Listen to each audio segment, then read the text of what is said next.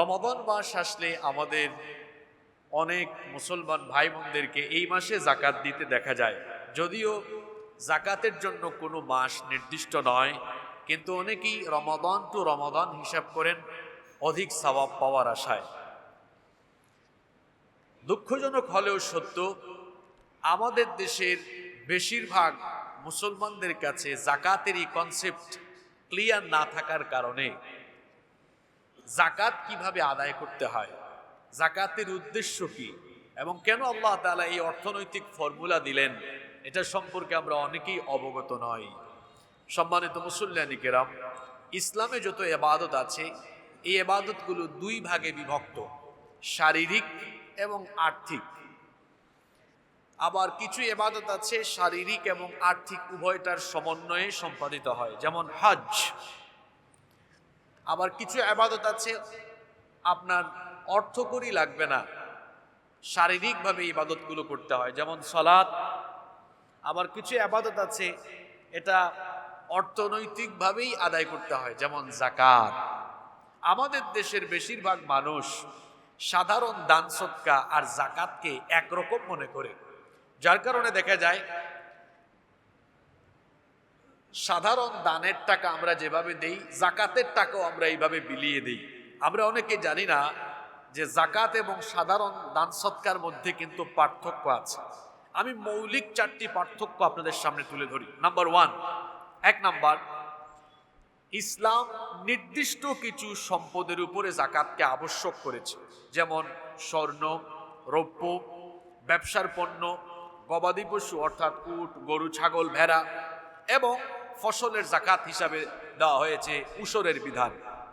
এবং এর প্রত্যেকটা সম্পদের নির্দিষ্ট নেসাব থাকলে পরে আপনার উপরে যাকাত ফরজ হবে। কিন্তু সাদাকা কোনো সম্পদের উপরে আবশ্যক নয়, বরং এটার ক্ষেত্রে মানুষ নির্দিষ্ট না করে যা খুশি দান করতে পারে।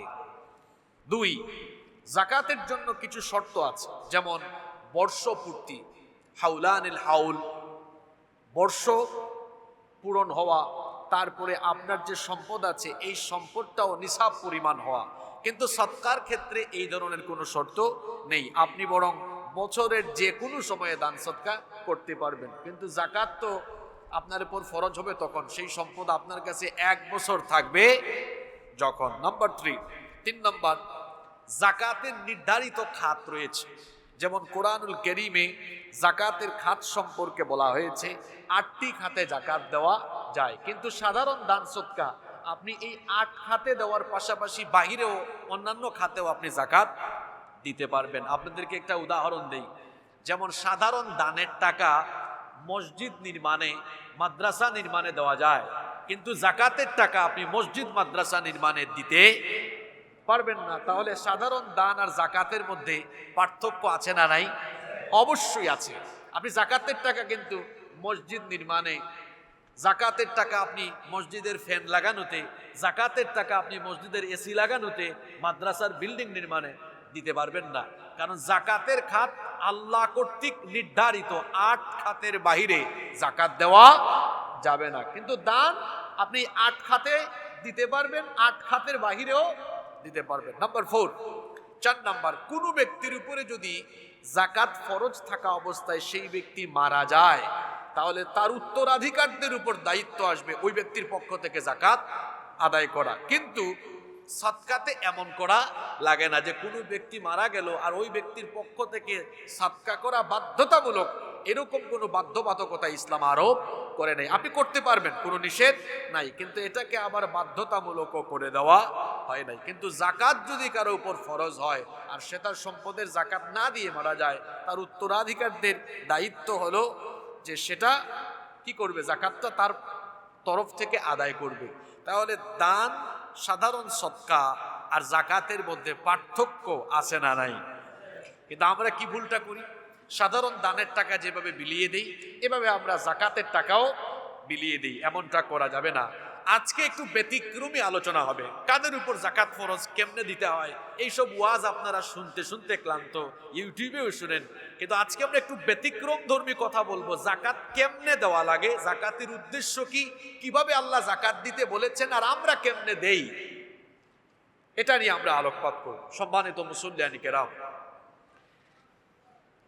ইসলাম এমন একটি সমাজ ব্যবস্থা প্রতিষ্ঠিত করতে চায় যেখানে সকল শ্রেণীর মানুষেরা খেয়ে দিয়ে সুন্দরভাবে জীবনযাপন করতে পারবে, যেখানে কোনো বৈষম্য থাকবে না।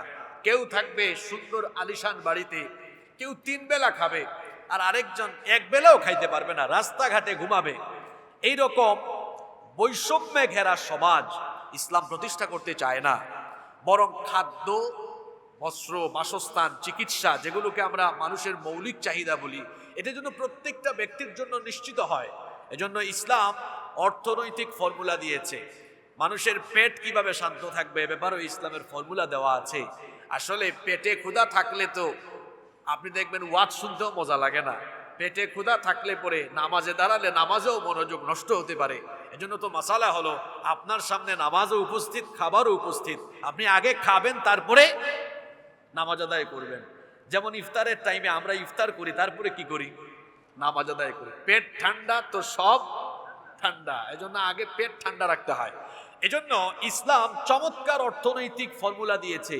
এই অর্থনৈতিক ফর্মুলা যদি পৃথিবীব্যাপী বাস্তবায়ন করা যায় তাহলে বৈষম্য থাকবে না, বৈষম্যহীন একটি সুন্দর সমাজ প্রতিষ্ঠা হবে। যাকাতের এই বিধান আল্লাহ তাআলা কেন দিয়েছেন? এই বিধানটা কত সুন্দর! সম্পদশালীদের থেকে সম্পদ বের করে যাদের কাছে নাই তাদেরকে দাও। আর আপনার সুদের সিস্টেমটা কিন্তু উল্টা, গরিবের কাছ থেকে আনো আর ধনীদেরকে দাও। আর যাকাত হলো ধনী থেকে আনো, গরিবকে দাও। সুবহানাল্লাহ পড়বেন না?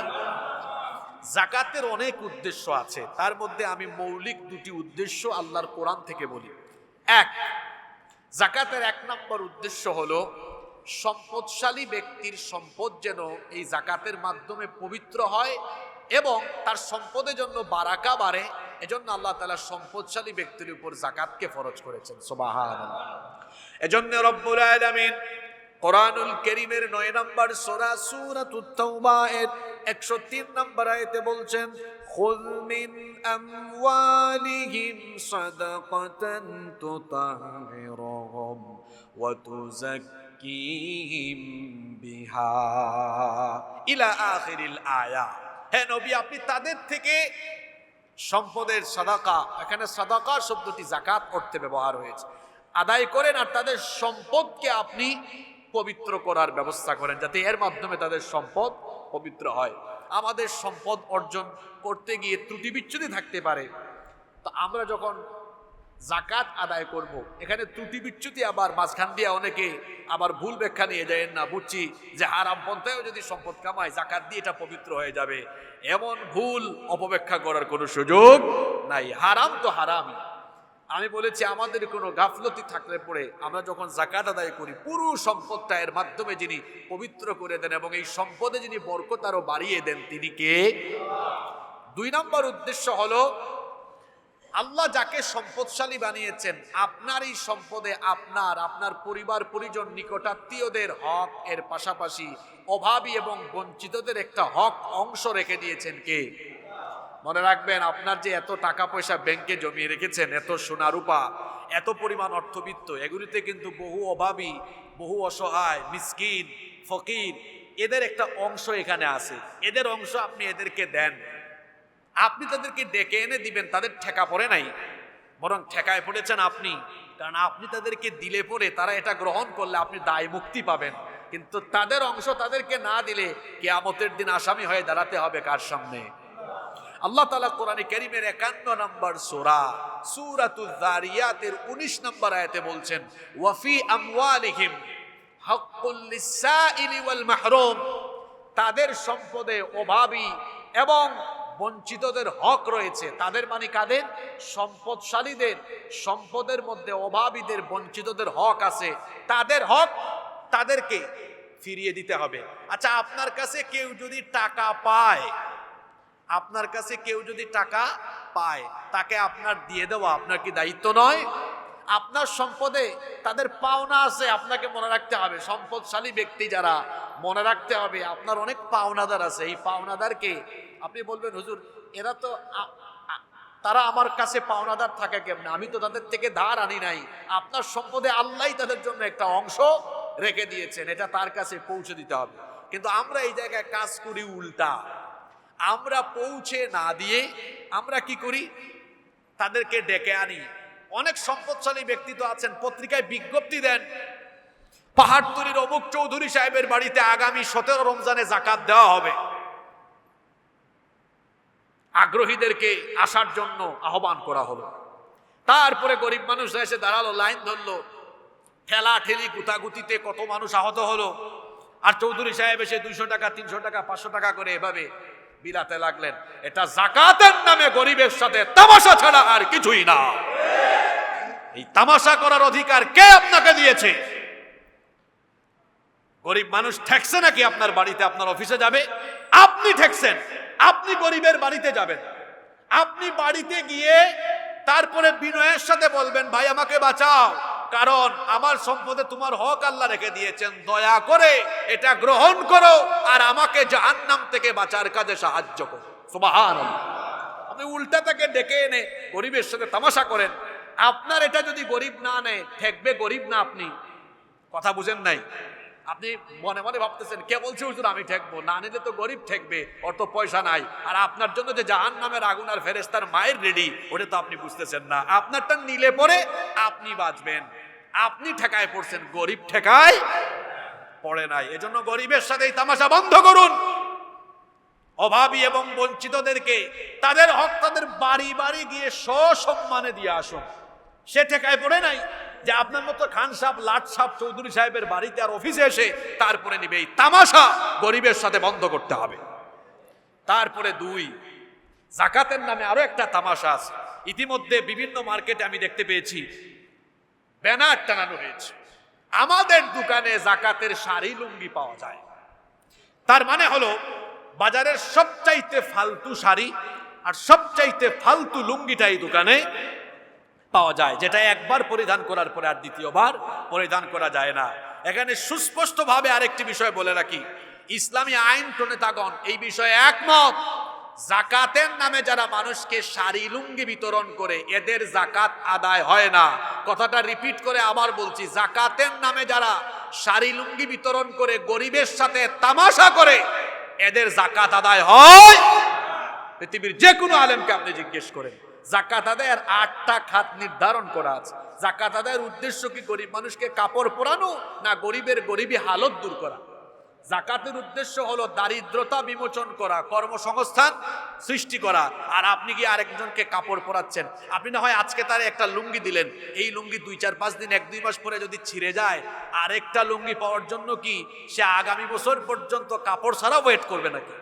আপনি বরঞ্চ একজন ব্যক্তির বেকারত্ব দূর করে দেন, লুঙ্গি আপনি কিনা লাগবে না।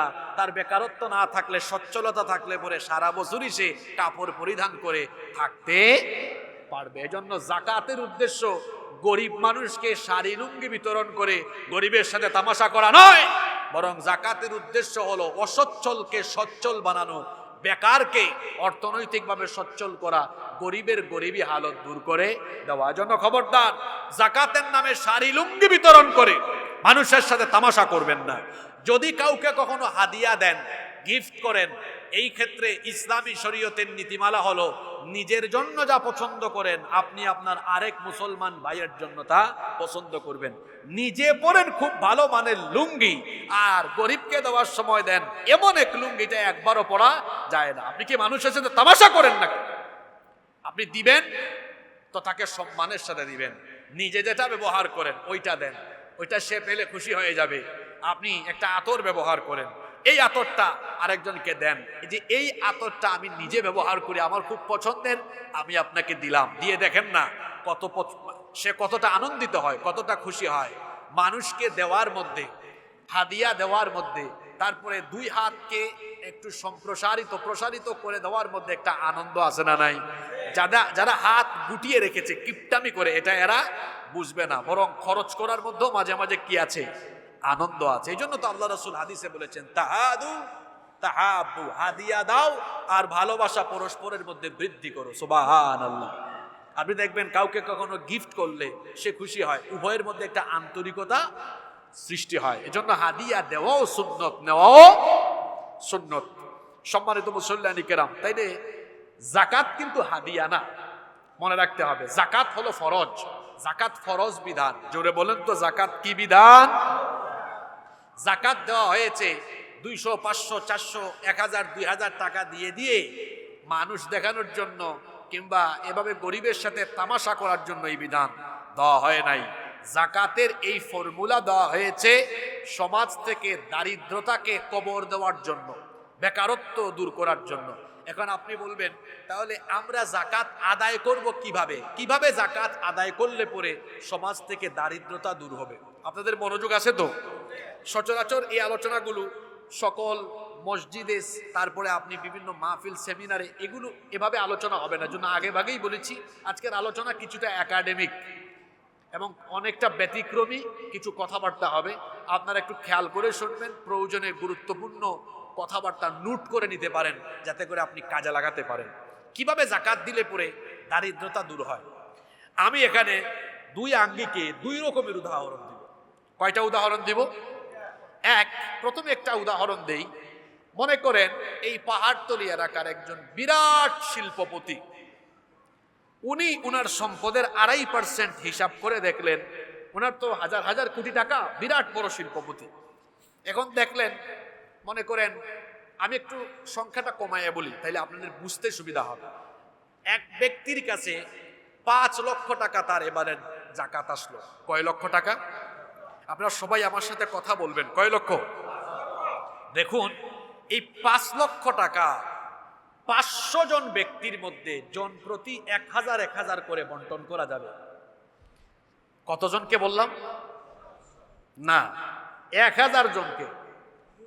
1000 জনকে জন প্রতি কত করে দেওয়া যাবে? 500 করে। আপনি যদি 5 লক্ষ টাকা জন প্রতি 1000 করে দেন, তাহলে মোট কতজনকে দেওয়া যাবে? 500 জনকে দেওয়া যাবে। হিসাব ভুল হয়েছে নাকি? 1000 টাকা করে হবে, ভুল করেছি আমি। দেখেন, 5 লক্ষ টাকা, 5 লক্ষ টাকা আপনি যদি 1000 করে দেন, 1000 করে দেন, তাহলে আপনি অনেক মানুষকে দিতে পারবেন। ধরেন 2 লক্ষ টাকা, আপনি যদি 2 লক্ষ টাকা জন প্রতি 500 করে দেন, খেয়াল করে শুনবেন কিন্তু, ঝিমাবেন না কেউ। কিভাবে যাকাত দিয়ে দারিদ্রতা দূর করা যায়? 2 লক্ষ টাকা কোনো ব্যক্তির উপরে যাকাত আসলো। এখন এই 2 লক্ষ টাকা তিনি চাইলে জন প্রতি 500 করে দিলে মোট 400 জন মানুষকে দেওয়া যাবে। কিন্তু আপনারা বলেন তো, এই যে 400 জন মানুষকে 500 টাকা 500 টাকা 500 টাকা করে বিলিয়ে দিল, এর মাধ্যমে কি এই লোকদের দারিদ্রতা দূর হয়ে যাবে? সর্বোচ্চ এক বেলা খেতে পারবে, পরের বেলা আর খাওয়া নাই। কিন্তু এই 2 লক্ষ টাকা 500 করে 400 জন মানুষকে না দিয়ে যদি মাত্র 3-4 জনকে এভাবে দেওয়া যায়, 12 কোয়ার্টারের একজন দরিদ্র মানুষ, পরিবার চলে না, ভাই এদিকে আসেন, এনে একটা রিক্সা কিনে দিলেন। এখন এই ব্যক্তিকে রিক্সা কিনে দিলে তার পরিবারটা চলার মতো ব্যবস্থা হবে কি হবে না? 12 কোয়ার্টারের একজন বিধবা মহিলা, স্বামী মারা গিয়েছেন, 2-3টা বাচ্চা আছে, এই মহিলার পরিবার চলে না। এই বিধবা বোনকে এনে একটা ছোট্ট একটা সেলাই মেশিন কিনে দিলেন। এখন কি এই বোনের পরিবারটা চলার ব্যবস্থা হবে কি হবে না? আরো একজনকে এনে আপনি একটা ছোট্ট দোকান বা একটা ভ্যান, এরকম ছোটখাটো কিছু, অথবা যে কোনো কুটির শিল্প, উৎপাদনমুখী একটা কুটির শিল্পের ব্যবস্থা করে দিলেন, মানে ছোট্ট খামার করে দিলেন, অল্প কিছু টাকা লাগবে। তাহলে বলেন তো, তার পরিবার চলার মতো পরিস্থিতি হবে কি হবে না?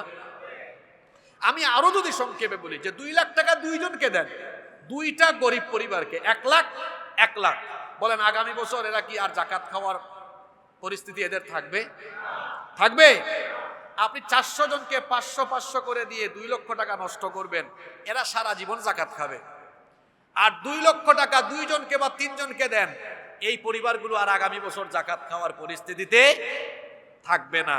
যাকাত এইভাবে দিতে হয় যাতে আমি যাকে যাকাত দিব সেজন্য আগামী বছর আর জাকাত না খায়। আপনি তামাশা করেন, আপনার বাড়িতে একটা লিস্ট রাখছেন ডায়েরিতে, ওই ডায়েরি প্রতি বছর খুলেন, আমি কিন্তু খবর জানি, খুলে আপনি ওদেরকেই দাওয়াত দেন, ওদেরকে 1000-2000 টাকা দিয়ে আপনি তামাশা করেন, আপনারও জাকাত প্রপারলি আদায় হয় না। যারা জাকাতের টাকা নেয় ওদেরও আর দারিদ্রতা দূর হয় না। কি বলেন? এরকম কিছু ধনী লোকদের বাড়িতে কিন্তু ডায়েরি আছে। কি বলেন, আছে না? আমি একবারে এলাকায় গেলাম, গিয়ে দেখি এক ব্যক্তির টেবিলে অনেক ডায়েরি, এক ডায়েরিতে লেখা জাকাত ডায়েরি। আমি মনে করেছি প্রথমে, অনেকে তো আছে হিসাব নিকাশ করে, জাকাতের হিসাব করে তারপর জাকাত দেয়। বললাম মাশাআল্লাহ, আপনি তো জাকাতের ডায়েরি করে রাখছেন, সম্ভবত হিসাব করে দেন। কয় হুজুর, হিসাব তো করি ঠিক আছে, ওখানে আমার নির্দিষ্ট ব্যক্তিদের নামও আছে, মানে প্রতি বছর ওনাদেরকে ডাকে, ওনাদেরকে দেয়। এই ব্যক্তি বছরের পর বছর এদের কি জাকাত দেয়। আমি বললাম, মুরব্বী, আপনি এই লিস্টটাকে রেখেছেন ভালো কথা, আপনি এরকম একটা প্ল্যান নেন, আপনার এখানে 100টা আছে, আল্লাহ যদি আপনাকে হায়াতে বাঁচিয়ে রাখেন, এই পরিকল্পনা করেন, প্রতি বছর এই ডায়েরি থেকে 2-3 জনের নাম আমি কেটে ফেলবো, আর এদেরকে জাকাত দিব না। দিব তো দিব, ভালো করে দিব, যাতে আর জীবনেও সে জাকাতের টাকা না নেওয়া লাগে। অর্থাৎ এই তালিকা থেকে প্রতি বছর 2-3 জনকে আমি দারিদ্রতা দূর করার ব্যবস্থা করব। এটা জাকাতের মূল ফর্মুলা। এভাবে দিলে পরে সমাজ থেকে বেকারত্ব দিন দিন কমবে না বাড়বে? জোরে বলেন, কমবে না বাড়বে? আমি এটা বলেছি ব্যক্তি পর্যায় থেকে, যেহেতু আমাদের এই দেশে এই স্টেট এটা দারুল ইসলাম বা ইসলামিক স্টেট নয়, এখানে ইসলামী সরকার নেই, এজন্য ব্যক্তিগতভাবে আপনারা এভাবেও জাকাত দিতে পারেন। বহুজনকে না দিয়ে 1-2 জনকে দেন, যাতে তার আর আগামী বছর জাকাত খাওয়া না লাগে। এটা হলো 1 নাম্বার ফর্মুলা। 2 নাম্বার, আপনারা চাইলে সামষ্টিকভাবে বা সামাজিকভাবে মিলেও জাকাত দিতে পারেন। সেটা কিভাবে? আপনারা 20 জন 30 জন ফ্রেন্ড সার্কেল মিলে বলেন, দোস্ত আমরা চলো জাকাত আলাদা আলাদা না দিয়ে সবার জাকাতের টাকা একসাথে করি। সবার জাকাতের টাকা একসাথে করে 10 লক্ষ টাকা আপনারা 10 জন 12 জনকে দেন। 10-12 জনকে দিয়ে এই 10-12 জনের যেন বেকারত্ব দূর হয়ে যায়, এরকম একটা ব্যবস্থা করেন। তাহলে বলুন তো, এই 10-12 লক্ষ টাকা হাজার হাজার মানুষকে না দিয়ে 10-12 জন মানুষকে দেওয়ায় উপকার আছে না নাই? আর জাকাতটা মূলত আদায় করতে হয় রাষ্ট্রীয়ভাবে, দিতেও হয় রাষ্ট্রীয়ভাবে। এজন্য আল্লাহ তাআলা কোরআনে কারীমে সূরা হজের মধ্যে বলেছেন, আল্লাযীনা ইম্মাক্কান্নাহুম ফিল আরদি আকামুস সালাতা ওয়া আতাবুজ যাকাতা ওয়া আমারু বিল মা'রুফি ওয়া নাহাউ আনিল মুনকার ওয়ালিল্লাহি আকিবাতুল উমুর। আল্লাহ তাআলা বলছেন, আর মুমিনদেরকে আমি যদি রাষ্ট্র ক্ষমতা দান করি, তাহলে 1 নম্বরে তারা সালাত কায়েম করবে, 2 নম্বরে তারা জাকাত আদায় করবে। 2 নম্বরে তারা কি আদায় করবে? জাকাত আদায় করবে। অর্থাৎ তাদের জাকাতের একটা তহবিল থাকবে। এই বাংলাদেশে যদি ইসলামী রাষ্ট্র প্রতিষ্ঠা হয়, আপনারা চান কি চান না? আল্লাহ যেন করে দেন, বলে না। এই দেশের নতুন একটি মন্ত্রণালয় খোলা হবে, সেই মন্ত্রণালয়ের নাম হবে জাকাত মন্ত্রণালয়, জাকাত মিনিস্ট্রি। সেখানে ইসলামী অর্থনীতিতে বিশেষজ্ঞ উলামা মাশায়েখগণ সেই মন্ত্রণালয় পরিচালনা করবেন। এই দেশে যারা মুসলমান আছেন প্রত্যেকের সম্পদের হিসাব মন্ত্রণালয়ের অধীনে চলে যাবে। বছর শেষে যাদের উপর জাকাত ফরজ, মোবাইলে SMS চলে আসবে যে মুহতারাম, আপনার তো এই বছর এত টাকা জাকাত এসেছে, আমাদের সংশ্লিষ্ট উপজেলা অফিসে অথবা সংশ্লিষ্ট অফিসে, আপনার নিকটস্থ অফিসে গিয়ে আপনার জাকাতের টাকা পরিশোধ করে আসুন। এখন জাকাত দাতাগণ চলে গেলেন অফিসে, যার যার এলাকায় নিকটস্থ অফিসে গিয়ে টাকা জমা করলেন। এখন জাকাত যদি সরকারিভাবে সারা দেশ থেকে উত্তোলন করা হয়, দেখেন কিভাবে জাকাত দিয়ে একটা দেশকে পরিবর্তন করা যায়। আমি একটা উদাহরণ দেই, আমার ব্যক্তিগত গবেষণা বলে, বাংলাদেশে যদি প্রপার ওয়েতে রাষ্ট্রীয়ভাবে জাকাত কালেকশন করা যায়, তাহলে কমপক্ষে কয়েক লক্ষ হাজার কোটি টাকা চলে আসবে। আমি সংখ্যা একটু কম দিয়ে আপনাদেরকে একটা হিসাব দেই। মনে করেন এই 2025 সালে যদি গভর্নমেন্ট জাকাত রাষ্ট্রীয়ভাবে কালেকশন করে, আর সেই পরিমাণটা যদি হয় 1,40,000 কোটি টাকা, 1,40,000 কোটি টাকা, এই টাকা দিয়ে দেখেন এক বছরে কত লক্ষ পরিবারকে দেখেন সচ্ছল বানানো যায়। আপনার রাষ্ট্রীয় কোষাগারে জমা পড়লো 1,40,000 কোটি টাকা। এবার আপনি জাকাত মন্ত্রণালয় থেকে সারা দেশে অডিট করে 70 লক্ষ বেকার যুবককে আনেন। আমার দেশে বেকারের অভাব নাই, মাস্টার ডিগ্রি পাশ করে চাকরি পায় না, ঘোরাঘুরি করে অভাবে আছে, অনটনে আছে, অনেক ভালো রেজাল্ট, তারপরে চাকরি নাই, থাকবে কেমনে? কারণ কর্মক্ষেত্র কম, কিন্তু আপনার আবেদনকারীর সংখ্যা হলো তার থেকে অনেক বেশি, চাকরি দেওয়া যায় না। 70 লক্ষ বেকার যুবককে মন্ত্রণালয়ে আনেন। কত লক্ষ? আপনারা ঘুমাই গেছেন নাকি? আজব তথ্য দিচ্ছি। কত লক্ষ? 70 লক্ষ। 70 লক্ষ যুবক ছেলেকে এনে প্রত্যেকের হাতে মন্ত্রণালয়ের 2 লক্ষ টাকার চেক তুলে দেন। কয় লাখ টাকা? মোটামুটি একটা অ্যামাউন্ট হয়েছে না? আরে গ্রামে 2 লাখ টাকা হইলে একটা হাঁসের খামার, মুরগির খামার ছোট্ট করে করা যায়। তারপরে অনেক কুটির শিল্প আছে, অনেক উৎপাদনমুখী কাজ, যেমন চাল তৈরি, মুড়ি তৈরি, এগুলা করতে বেশি টাকা লাগে না। এই ধরনের ছোট ছোট কাজ করা যায়। আর গরিব মানুষ 2 লক্ষ টাকা পাইলে সে মনে করবে এটা তার কাছে 2 কোটি টাকার মতো। আপনি 2 লক্ষ টাকা করে যদি 70 লক্ষ মানুষের হাতে দেন, দেখি হিসাব নিকাশে অভ্যস্ত কেমন বলেন দেখি। 70 লক্ষ গুণ 2 লক্ষ সমান কত হয়? হ্যাঁ, 1,40,000 কোটি টাকা। আপনার কাছে তহবিলে আসছিল কত? 1,40,000 কোটি টাকা। যদিও পরিমাণে আমার গবেষণা বলে তার চেয়ে আরো 2-3 গুণ বেশি তোলা যাবে। এখন 1,40,000 কোটি টাকা 70 লক্ষ যুবককে দিলেন। কয় লক্ষ করে? জোরে বলেন। আপনারা ফাঁকে দিয়ে বলতে পারেন হুজুর অনেক গরিব মানুষ এটা নিয়ে খায় ফেলবে, কাজে লাগাবে না। এত সোজা? মন্ত্রণালয় থেকে বলা হবে প্রত্যেকটা উপজেলা উপজেলা, থানায় থানায় আমাদের অডিট অফিসার আসে। অডিট অফিসার গিয়ে সপ্তাহে সপ্তাহে বা মাসে কয়েকদিন পর্যবেক্ষণ করবে এটা আপনি খায়া দেয়া শেষ করেন না কাজে লাগা। এখন যদি পর্যবেক্ষণে রাখা হয়, আপনারা বলেন 1 বছরে জাকাতের টাকা 200 টাকা 500 টাকা করে না ছিটাইয়া এই পদ্ধতিতে যদি কাজে লাগানো হয়, তাহলে রাষ্ট্রীয়ভাবে 1 বছরে কত লক্ষ পরিবারকে স্বাবলম্বী করা গেল? হ্যাঁ, যারা বললেন তারা ঠিক ছিলেন, যারা বলেন না এরা ঘুমায় গেছিল। কত লক্ষ? জোরে বলেন, কত লক্ষ? এবার আপনারা আমাকে বলেন, এই পদ্ধতিতে যদি বাংলাদেশে একটানা 10 বছর রাষ্ট্রীয়ভাবে জাকাত আদায় করে রাষ্ট্রীয়ভাবে বন্টন করে বেকারত্ব দূরীকরণে কাজে লাগানো হয়, এখন 2035 সালে হারিকেন দিয়ে বাংলাদেশের কোনো কোনায় কানায় একজন গরিব মানুষ আপনি খুঁজে বের করতে পারবেন না। এই মসজিদ থেকে আজকে আমি চ্যালেঞ্জ করলাম। 1971 সালে বাংলাদেশ স্বাধীন হওয়ার পরে 2025 সাল, 54 বছর ধরে আপনারা বিভিন্ন রাজনৈতিক দল বাংলাদেশে রাজনীতি করেন, আর গরিব মানুষের সামনে নির্বাচনের আগে বক্তব্য দেন আমরা ক্ষমতায় গেলে দারিদ্রতা দূর করব, ক্ষুধামুক্ত দেশ গঠন করব। 54 বছর ধরে আপনারা মানুষকে এরকম বক্তৃতা দিয়ে দিয়ে আশা দিয়ে মানুষকে নিরাশ করেছেন। ক্ষুধামুক্ত, দারিদ্রতা মুক্ত দেশ আপনারা গঠন করতে পারেন নাই। আপনারা ব্যর্থতার পরিচয় দিয়েছেন। 54 বছর ধরে যারা এই দেশে রাজনীতি করেন প্রত্যেকেই ব্যর্থতার পরিচয় দিয়েছেন। এজন্য আমরা বলবো, একবার বাংলাদেশের দায়িত্ব আমাদের আলেমদের হাতে তুলে দেন। আমরা চ্যালেঞ্জ করছি 10 বছরে বাংলাদেশকে আমরা বদলে দিব। কোন ফর্মুলায়? এটা চাপাবাজি করলাম না ফর্মুলা বলে দিলাম? আমি ফর্মুলা বলে দিয়েছি। এই ফর্মুলা অ্যাপ্লাই করলে বলে 10 বছরে বাংলাদেশে একজন গরিব মানুষ আপনি আর খুঁজে বের করতে পারবেন না। নির্বাচনের আগে যারা ফাঁকা বুলি মারে, যারা গরিব মানুষের সামনে গিয়ে বলে আমরা ক্ষমতায় গেলে দারিদ্রতা থাকবে না, অভাব অনটন থাকবে না, এরাই ক্ষমতায় গিয়ে সবার আগে দরিদ্র আর গরিব মানুষের রক্ত চুষে খায়। এজন্য আমরা বলবো, এই বাংলাদেশের প্রত্যেকটি মানুষকে বলবো, 54 বছর ধরে আপনারা বহু কিছু দেখেছেন। অন্তত পেটের শান্তির জন্য, অর্থনৈতিকভাবে সচ্ছল হওয়ার জন্য মানুষের তৈরি করা আইনকে লাথি দিয়ে বঙ্গোপসাগরে করে ফেলে আল্লাহর কোরআনের আইনকে পার্লামেন্ট পর্যন্ত নিয়ে যেতে হবে। জাকাতের এই ফর্মুলা দেওয়া হয়েছে সমাজ থেকে দারিদ্রতাকে কবর দিয়ে সমাজের মানুষকে সচ্ছল বানানোর জন্য।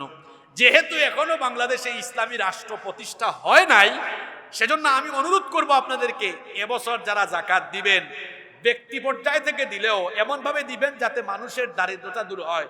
আর যদি দেখেন আপনার অ্যামাউন্ট কম, অল্প স্বল্প আসছে, এটা দিয়ে কারো দারিদ্রতা দূর হবে না, তাহলে সামষ্টিকভাবে কয়েকজন মিলেন, কয়েকজন মিলে এই কাজটা করেন। আমি ব্যক্তিগতভাবে এই কাজটা করি। আমি যদি দেখি একার অ্যামাউন্ট দ্বারা একজন দুইজনের সম্ভব তো ওভাবে দেই, যদি দেখি সম্ভব না তাহলে কয়েকজনেরটা একসাথে করে পরে তারপরে 2-3 জন মানুষের দারিদ্রতা দূর করা যায় কিনা এটা চিন্তা ভাবনা করি। এইভাবে করে আমরা যাকাত দিব। আল্লাহ তৌফিক দান করেন। তাহলে যাকাত কেমনে আদায় করতে হবে এই বিষয়টা কি আমাদের সবার কাছে ক্লিয়ার?